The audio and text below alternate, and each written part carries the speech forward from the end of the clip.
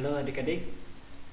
Pada video kali ini saya akan membahas mengenai topik yang pertama di mata kuliah optika modern ini, yaitu terkait dengan propagasi cahaya.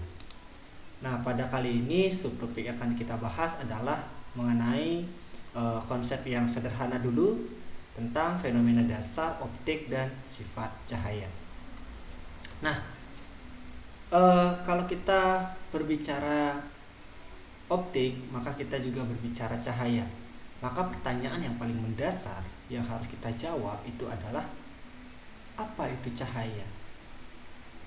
Sebuah pertanyaan yang sederhana, namun ini sangat sulit untuk dijawab sebenarnya ya. Kita sehari-hari berinteraksi dengan cahaya. Kita sehari-hari tahu cahaya itu apa, tetapi tahu melihat maksudnya, tetapi secara esensi apa itu cahaya itu masih menjadi misteri. Nah, sebenarnya pemikiran tentang apa itu cahaya itu sudah dipikirkan oleh para pendahulu kita dalam bidang fisika ya. Jadi salah satunya adalah ilmuwan yang sangat terkenal, yaitu Isaac Newton. Jadi beliau ini mencetuskan bahwa cahaya atau berkas sinar itu sejatinya adalah benda yang sangat kecil yang dipancarkan dari zat yang bersinar. Jadi kalau ada zat yang bersinar, maka ada sesuatu yang dipancarkan dari zat tersebut, dan itu berupa benda yang sangat kecil, dan itu sampai ke mata kita sehingga kita bisa melihat benda tersebut. Nah, Newton juga mengamati bahwa cahaya jika berada pada medium yang sama, arah rambatnya akan tampak seperti garis lurus, yang mana fenomena ini dikenal dengan hukum perambatan linier. Nah, pemahaman Newton ini kemudian sebenarnya banyak hal yang kita ketahui akhirnya terkait dengan cahaya. Salah satunya hukum perambatan linier ini memang gitu. Tetapi akhirnya ke belakang banyak fenomena terkait dengan cahaya ini yang tidak cocok dengan teorinya Newton gitu. Ya, seperti misalnya saja ada fenomena interferensi, ada fenomena difraksi gitu. Nah, kemudian Christian Huygens itu mendeskripsikan cahaya sebagai gelombang, ya. Cahaya itu sebagai gelombang yang bergerak dari sumber dan menyebar ke segala arah. Nah, di sini kemudian kita mengenal adanya teori muka gelombang, yang mana bahwa setiap titik di dalam suatu muka gelombang dapat menjadi sumber gelombang baru, sehingga membentuk suatu muka gelombang yang lebih luas gitu. Sehingga dari pemahaman ini kemudian kita mengenal bahwa cahaya itu sebagai gelombang. Bukti-buktinya banyak sekali memang bukti-buktinya. Jadi seperti misalnya efek difraksi, interferensi. Nah, seperti ya ini ya, efek interferensi gitu ya. Jadi ketika ada dua buah celah gitu, kemudian diberikan sinar. Nah, di sini ternyata pola yang terbentuk itu adalah pola terang gelap. Nah,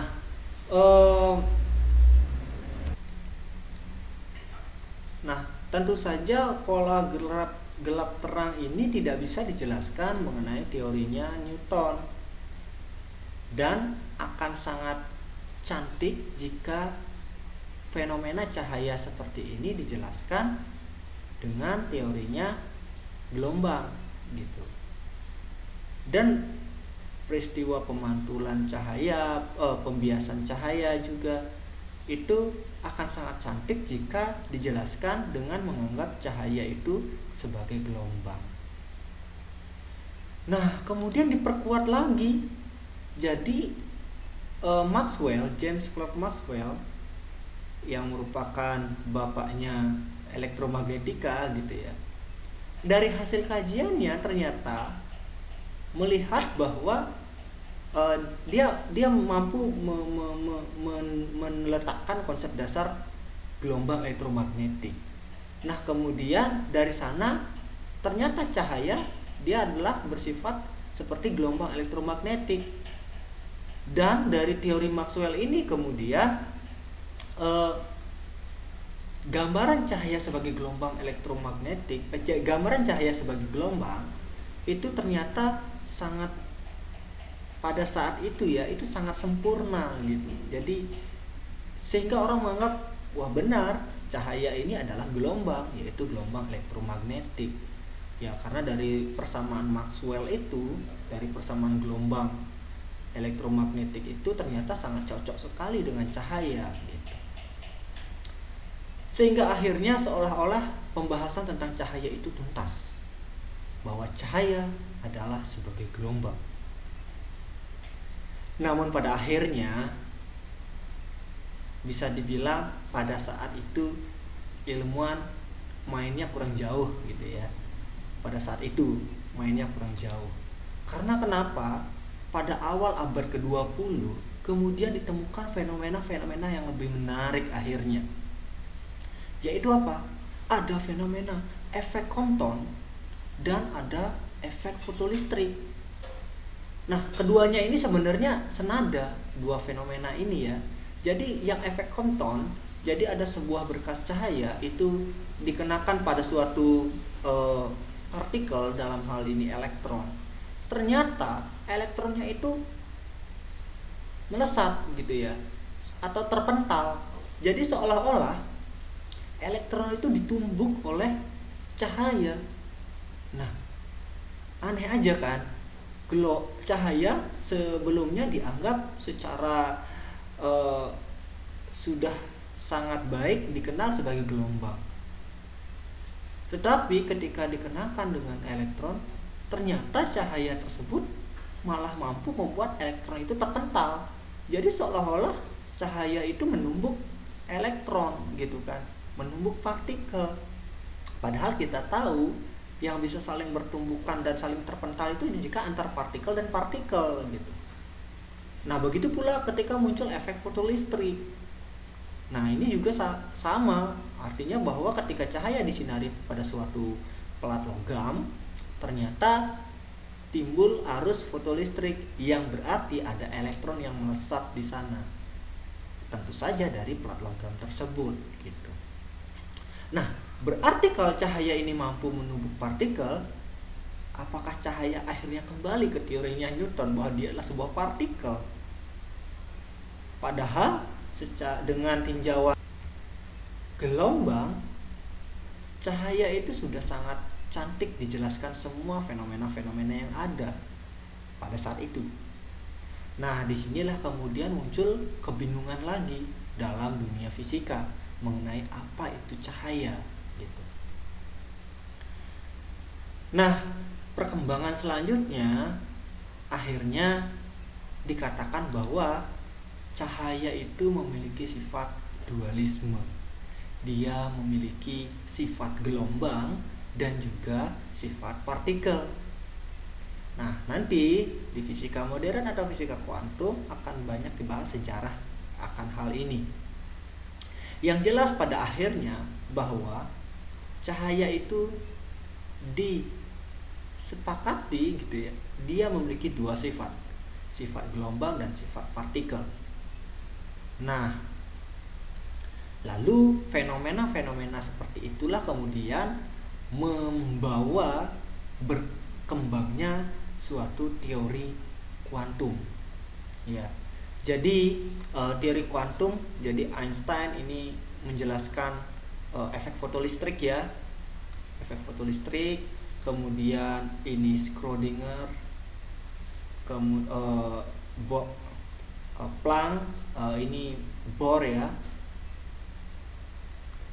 Jadi beliau-beliau ini yang meletakkan dasar dari teori kuantum, yang mana yang disempurnakan nanti oleh Schrödinger melalui persamaan Schrödingernya. Nah, tetapi kita tidak bahas itu banyak dulu. Yang jelas yang ingin disampaikan di sini bahwa cahaya itu memiliki sifat dualisme, sebagai gelombang dan sebagai partikel. Nah, kemudian sebagai partikel dalam efek yang tadi sudah disampaikan, salah satunya efek bodoh listrik, itu bisa dijelaskan jika menganggap bahwa energi cahaya itu terkuantisasi. Nah, disinilah membawa nanti ke teori kuantum, dan cahaya, berkas cahaya ini disebut sebagai foton, gitu ya. Bedanya apa? Jadi bedanya adalah dalam teori kuantum, mungkin saya jelaskan sedikit.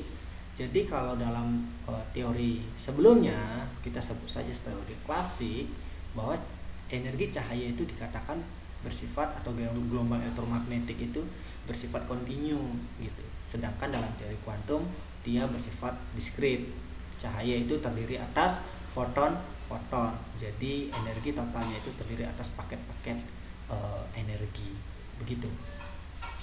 Yap, artinya bahwa cahaya memiliki sifat dualisme. Itu yang perlu kita kaji, gitu ya. Nah, sehingga saat ini yang kita percaya adalah cahaya terdiri dari konsep cahaya itu terdiri atas konsep-konsepnya Newton dan juga konsep-konsepnya Huygens.